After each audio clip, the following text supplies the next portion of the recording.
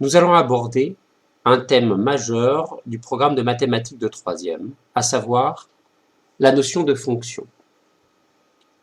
Alors c'est un thème majeur parce qu'il a beaucoup d'applications dans des domaines très différents comme l'économie, les sciences physiques, les sciences en général d'ailleurs. Mais là nous allons l'aborder d'un point de vue des mathématiques. Alors qu'est-ce qu'une fonction en mathématiques? Alors pour les mathématiciens, une fonction est une sorte de machine. Une machine, appelons-la f ici, f comme fonction, une machine à transformer. Alors qu'est-ce qu'elle transforme? Eh bien dans cette machine, on y rentre des nombres, et pour chaque nombre que l'on rentre, il sort un autre nombre. Je donne un exemple pour pouvoir illustrer ce qu'est une fonction. Si je rentre le nombre 4 dans ma machine, il sort le nombre 0. Et à chaque fois que je rentrerai le nombre 4, il sortira le nombre 0. Autre valeur que je détermine de manière un peu arbitraire, mais il faut bien que je donne un exemple. Si je rentre le nombre moins 1, il sortira le nombre 4. J'ai décidé que le moins 1 était transformé en le nombre 4. Si je rentre le nombre 3, je décide que le nombre 3 se transformera en le nombre moins 3. Je décide qu'à chaque fois que je rentrerai le nombre 1, il se transformera aussi en le nombre moins 3. Pourquoi pas? J'ai le droit de transformer deux nombres différents, 1 et 3, tous les deux en moins 3. Enfin, si je rentre le nombre 0, il se transformera en le nombre 3. Voilà, j'ai choisi mes valeurs de départ un peu arbitrairement, j'en ai choisi 5, et j'ai choisi 5 valeurs d'arrivée qui sont aussi arbitraires, mais en tout cas maintenant elles sont fixées. C'est les valeurs qui sont fixées pour ma fonction f. Alors, on a pour habitude en mathématiques d'appeler les nombres que l'on rentre au départ des antécédents, c'est-à-dire ceux qui viennent avant, c'est ceux que je vais rentrer dans la machine avant la transformation par la fonction. Les nombres à l'arrivée, eux, s'appelleront les images. Donc, les images, ce sont les nombres une fois qu'ils ont été transformés. Par exemple, le nombre 0 ici a pour image 3. Ou le nombre 4 a pour image 0. Voilà. Alors, pour une raison de praticité, on va souvent présenter ces valeurs dans un tableau qu'on appelle un tableau de valeurs. Sur la première ligne, on classe les antécédents, et sur la deuxième, on met leurs images respectives. On a aussi pour habitude, en mathématiques, de désigner les antécédents par une lettre. Donc, on appelle ça une variable, parce qu'elle peut prendre les différentes valeurs des antécédents, 0, 1, 3, moins 1, 4. On utilise la lettre X. Et pour leurs images respectives, on utilisera la lettre Y. Mais comme Y dépend de X par l'application de la fonction f, de la transformation, on va dire que Y égale à f de x, qui se lit f de x comme ceci, le 2 des e signifiant que la valeur à l'arrivée dépend de la valeur de x au départ. Donc on dit f de x. Et dans ce cas-là, f de x, c'est l'image de x par la fonction f. C'est l'image de x par f. Je donne un exemple pour que ça soit plus clair. Si nous regardons ce qu'il y a écrit dans cette colonne, eh bien on va écrire que f de 0 est égal à 3. 3 est l'image de 0 par f. On peut aussi l'écrire avec une notation particulière aux mathématiques, cette flèche-là qui se lit A pour image. Donc là, 0 a pour image 3 par la fonction f. Regardons ce qui se passe pour une autre colonne, la dernière colonne. Ici, on peut écrire que f de 4 est égal à 0. Autrement dit, 4 a pour image 0 par la fonction f. Inversement, on peut se demander quel nombre a pour image moins 3, c'est-à-dire f de quelque chose est égal à moins 3. Donc moins 3 est une image. Autre façon de poser la question, c'est de se demander quels sont les antécédents de moins 3. Eh bien, si on regarde le tableau qui est juste au-dessus, on voit que moins 3 est l'image de 1. Donc 1 est un antécédent de moins 3. Mais ce n'est pas le seul. Si on regarde la case juste à côté, moins 3 est aussi l'image du nombre 3, donc 3 est un antécédent de moins 3. Autrement dit, il y a deux réponses à la question que je posais. 1 et 3 sont les antécédents de moins 3. Oublions momentanément la fonction f et désignons par g une nouvelle fonction. J'ai choisi la lettre g simplement parce que dans l'ordre alphabétique, elle suit la lettre f, qui désignait notre première fonction. Alors pour visualiser notre fonction, nous allons aussi dresser un tableau de valeurs. Sur la première ligne, nous trouverons les valeurs de x, c'est-à-dire les différents antécédents.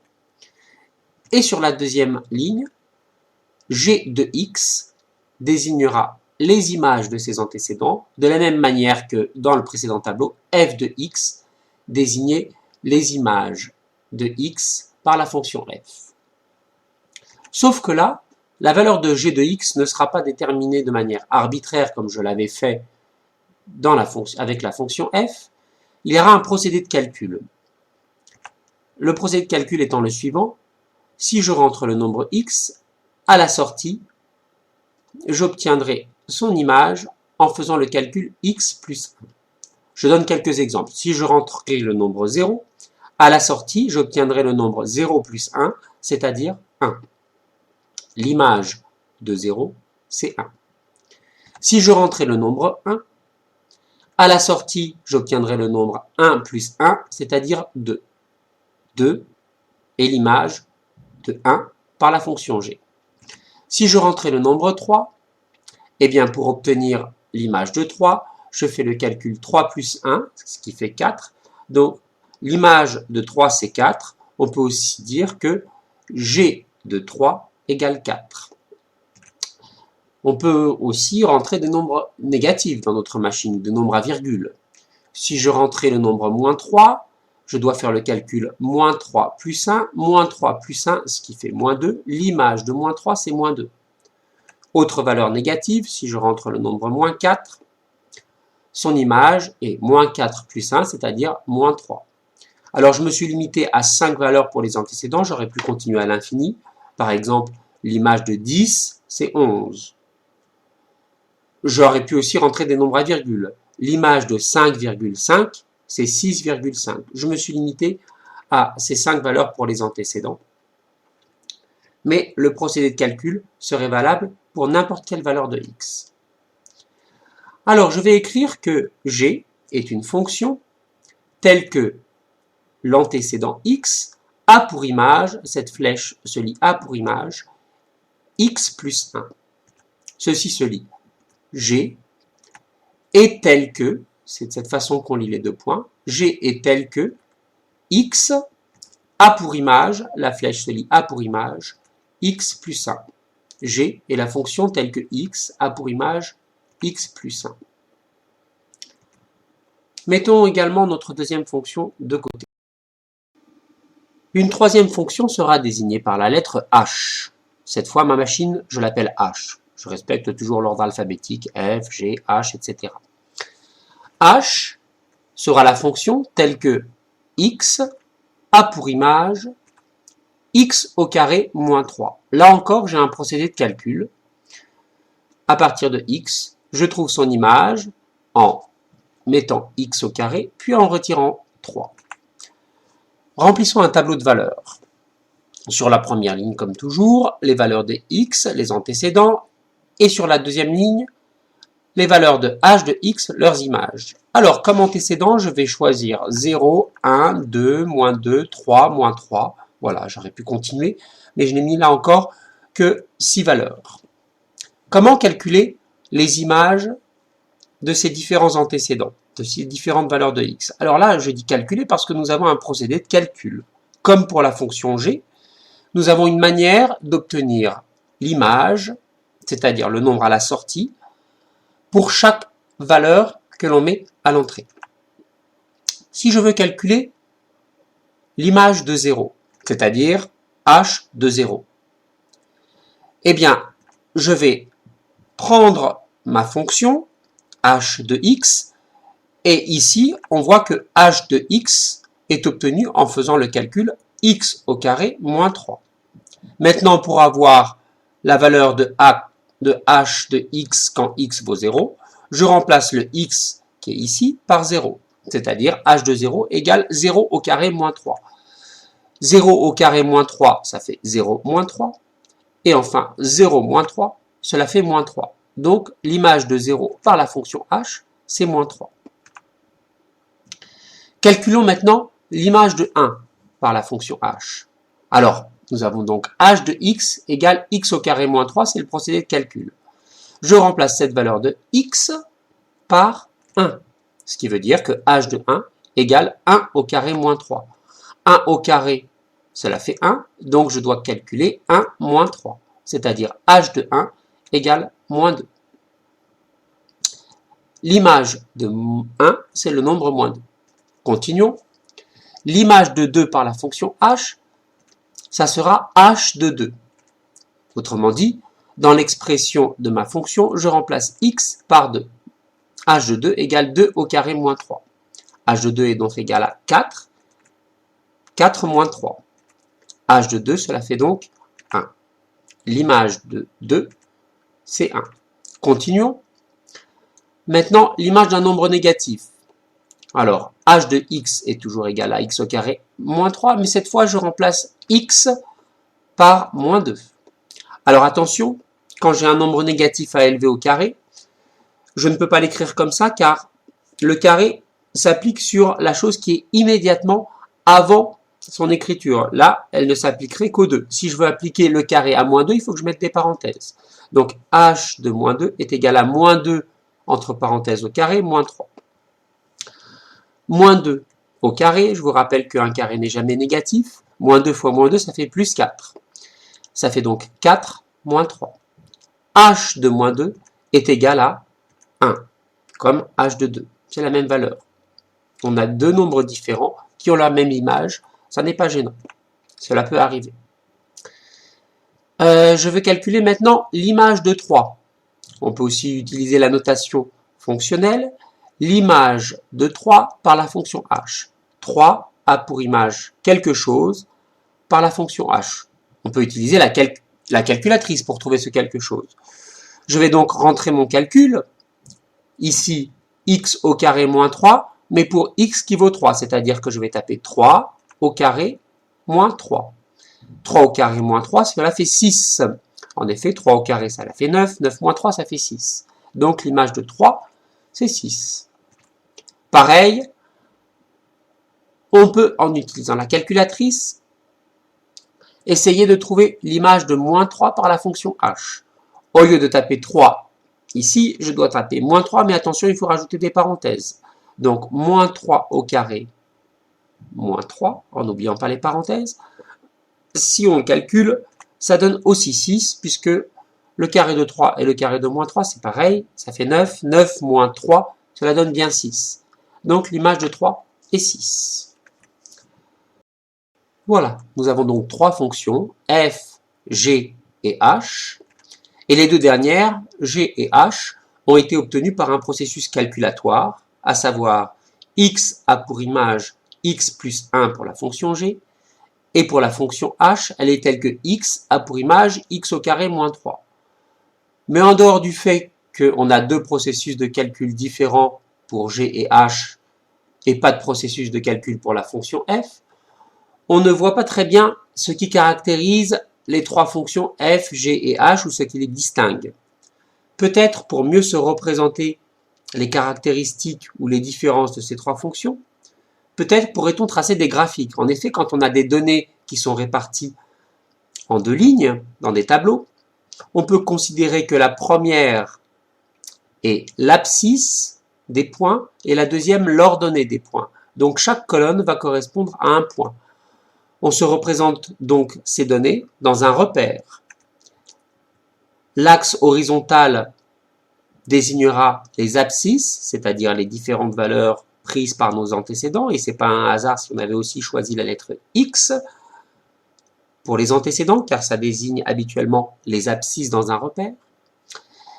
Et sur la deuxième ligne, nous trouverons les images qui seront placées sur l'axe des ordonnées. Donc chaque point est désigné par une abscisse et une ordonnée.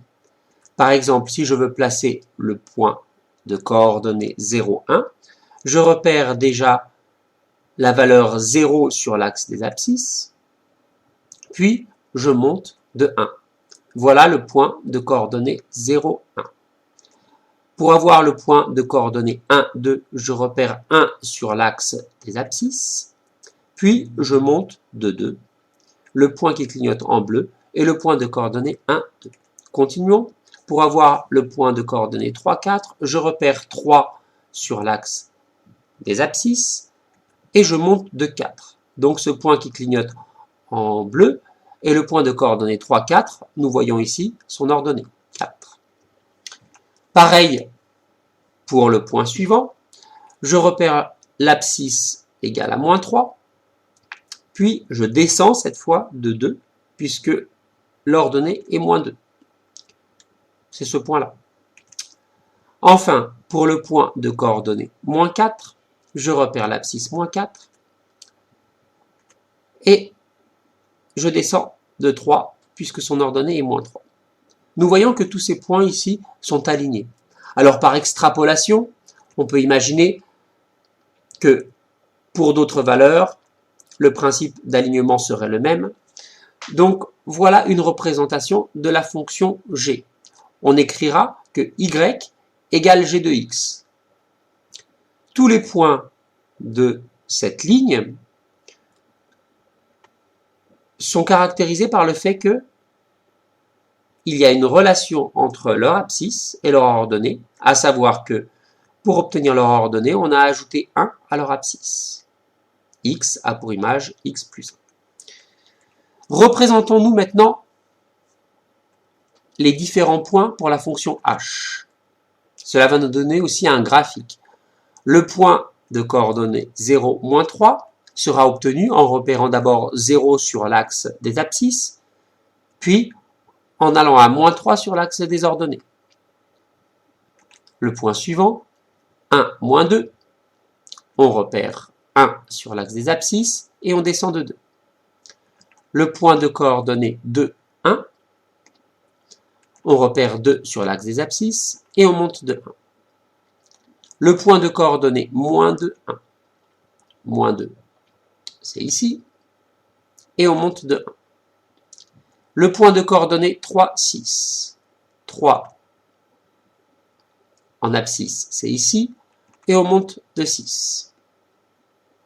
Et enfin, le point moins 3, moins 6 se place en repérant moins 3 en abscisse et en montant aussi de 6.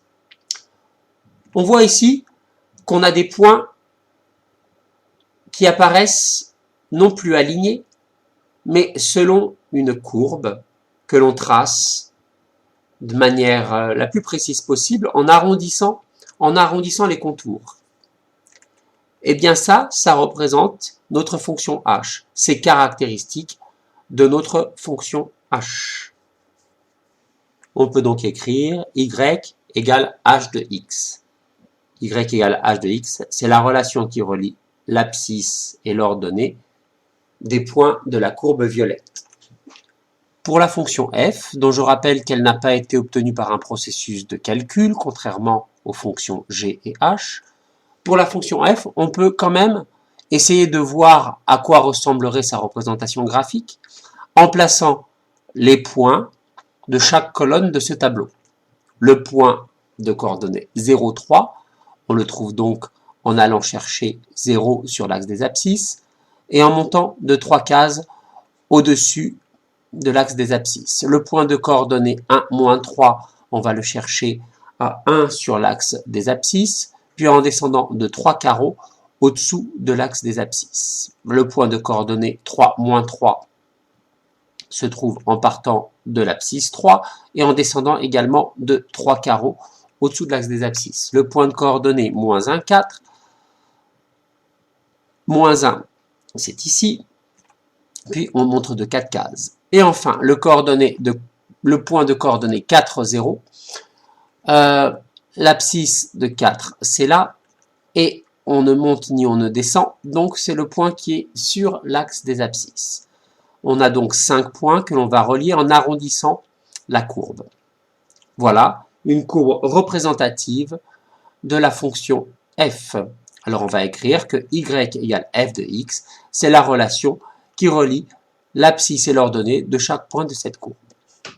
Remarquons que pour cette fonction, qui n'a pas été obtenue par un calcul, on ne sait absolument pas ce qui pourrait se passer en dehors de cet espace compris entre -1 et 4. Si on voulait pouvoir continuer notre courbe, il faudrait avoir plus de valeurs dans le tableau.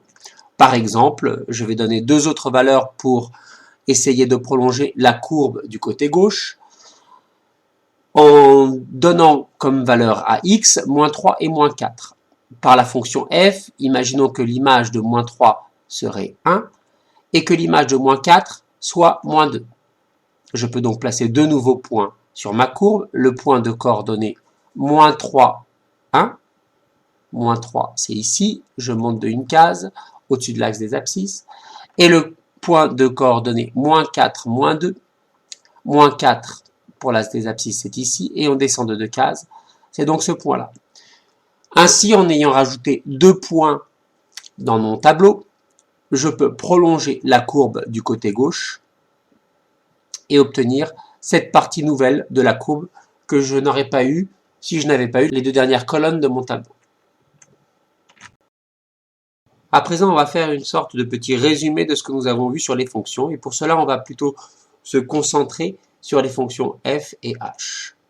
Alors, on s'est d'abord représenté une fonction comme une espèce de machine à transformer des nombres. Donc, on rentre un nombre qui s'appelle x, et à la sortie, on obtient un nombre qui s'appelle y, mais comme le nombre à la sortie dépend du nombre x à l'entrée, on écrira que y égale f de x. Et f de x désigne l'image de x par la fonction f. Inversement, x, le nombre à l'entrée, s'appellera l'antécédent de y par la fonction f. Une fonction peut être donnée de la manière suivante. On dit que f est telle que x a pour image f de x. Ceci se lit donc f est tel que x a pour image f de x. 3 manières de se représenter une fonction. Une fonction peut être donnée soit par une formule, c'est le cas de la fonction h, qui a été donnée par la formule x au carré moins 3. Pour avoir h de x, on calcule donc x au carré moins 3, où x est le nombre qu'on rentre dans notre fonction, dans notre machine. Une fonction peut être donnée par un tableau, c'est le cas de la fonction f, qui a été donnée par un tableau de valeurs.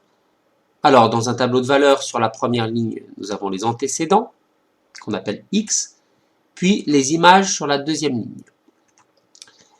Une fonction peut être aussi donnée par un graphique. C'est encore le cas de la fonction f, puisque nous avons représenté cette fonction par un graphique. Sur l'axe des abscisses, c'est-à-dire l'axe horizontal, nous trouverons les antécédents. Sur l'axe vertical, les images.